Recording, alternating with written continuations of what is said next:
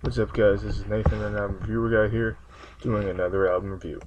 And today I'm going to be reviewing the new album from Faith No More called Soul Invictus. This is their 7th album, and their first album since 1997's Album of the Year. Now, Soul Invictus is Latin for Unconquered Sun.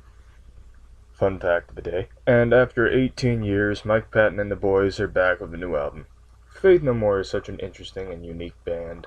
When I first discovered them, I was a bit confused because I didn't really understand what they were trying to do with their music. I wasn't really too sure what their musical style was. But as I listened to more of their material, I've come to describe them as an alternative rock / alternative metal band that takes a unique approach on their style. And that's something that I really enjoy about this band. Mike Patton's vocal style is one of the most unique that I've ever heard, and the rest of the band really complements it and adds to it. And that's not just on this album, that's throughout their entire discography. They released the lead single from the album late last year, called Motherfucker, and that track got mixed reviews. It's a catchy song, but the lyrics are a bit dull and repetitive, and I come back to the song every once in a while, but it's not really one that I love. And they released another single from the album earlier this year called Superhero. I reviewed this track when it was first released, and I praised it a bit. And if you want to see that track review, check out the link in the description.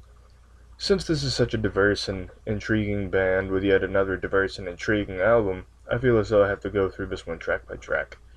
So here we go. It opens with the title track Soul Invictus. This is a nice intro to the album. It has a nice beat and rhythm to it that really gets you pumped for the rest of the album.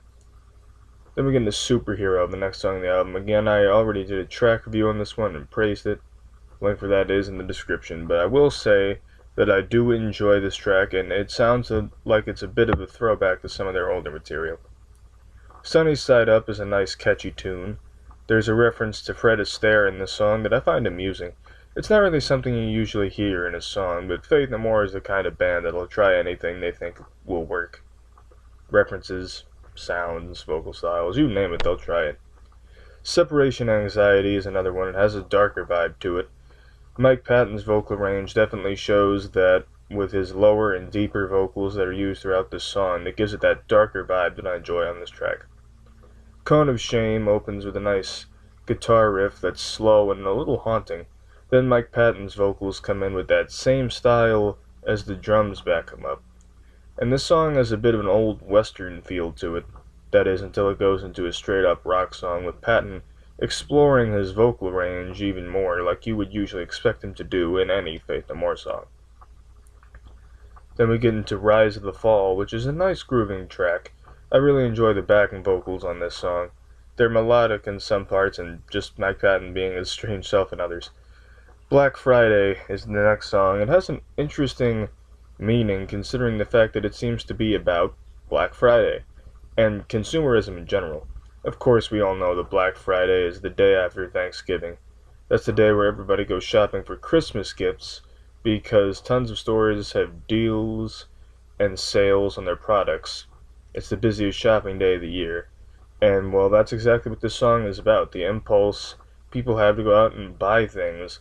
And you can tell that when you just hear repeated, buy it, buy it, buy it. It's pretty cool. A little funny, too.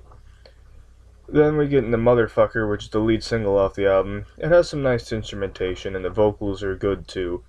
As for the lyrical content, though, I feel like Faith No More has a bit more to offer than repeating "get the motherfucker on the phone" 20 times. Despite that, though, this is a fairly catchy song, and I have come back to this one quite a few times since I first heard it when it was released last November. We get into Matador, which opens with a nice soft intro, and then goes into a little bit more of a haunting vibe. This track has a really cool chorus, and I just love the way Mike Patton says the word Matador in this song. Finally, we have From the Dead, which is the closer on the album. And this song basically says Faith No More is back from the dead, so to speak.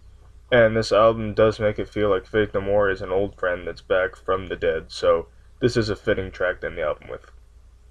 Overall, this is a successful return album from the band.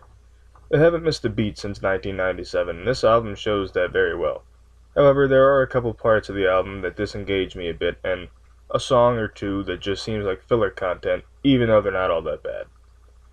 Other than that, this album is great. I highly recommend this album to Faith No More fans, as well as people who may not have heard of this band. Favorites on the album: Superhero, Separation Anxiety, Rise of the Fall, and Matador. I have to give Soul Invictus a 9 out of 10. Faith No More did an excellent job with this return album, and I hope we hear more from the band in the future. What do you guys think of the album? Do you like the return from Faith No More, or do you wish they'd just go back to wherever they came from? Let me know. My social media stuff is down there. You can ask me a question on Ask FM, follow me on Tumblr, like me on Facebook, all that good stuff. Of course, like, comment, subscribe for new content. I'll be seeing you guys in the next video. That I'm Reviewer Guy, signing off.